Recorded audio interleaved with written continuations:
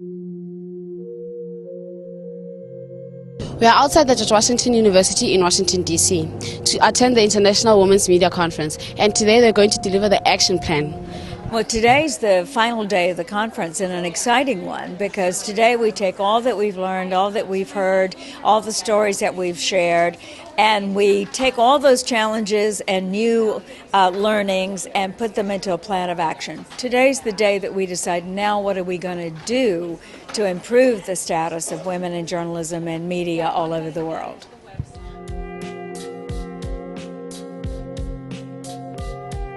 We know what the facts are. We know that after all these years of progress, after all these years of more women reporting the news, writing the news all over the world, we still have an appalling lack of equity in the news and information and media business overall.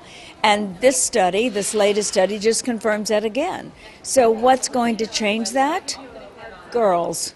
Actually, girls are going to change that, because we can do all we can do, those of us who've already been fighting the battle for many, many years. But it's up to you. It's up to the next generation now to pick up the challenges, pick up the facts, and change them. Make the future different for women and girls everywhere.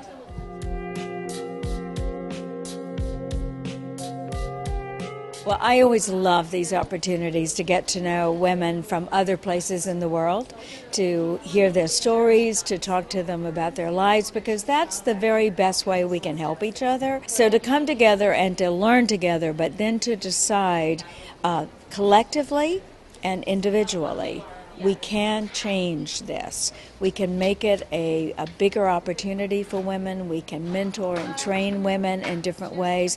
And then when women are in the media business, when they're picking up cameras and mics, and when they're starting to report news and information that matters, we have to make sure those women and girls have equal access, equal opportunity, equal paths to success, equal paths to full human potential.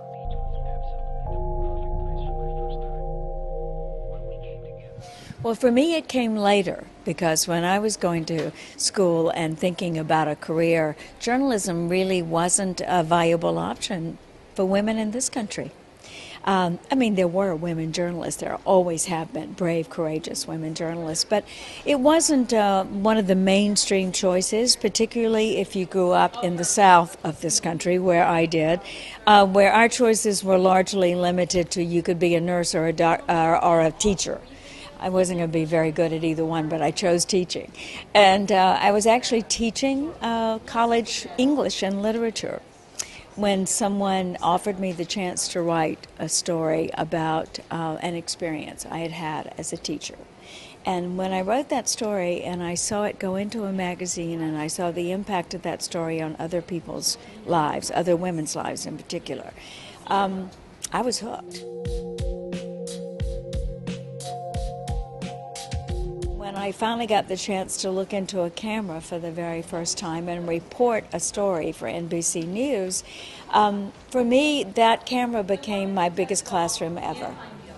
And that was what hooked me on journalism, and why I stayed nearly 3 decades now, is the power we have through the press, whether it's through a camera, through a mic, a radio, through blogging, tweeting, whatever our new ways are telling our stories. The power that we have to do that is undeniable.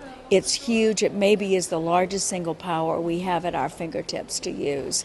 So I'm determined to keep using it for as long as I can, and I'm tremendously encouraged when I see girls like the two of you using it all over the world.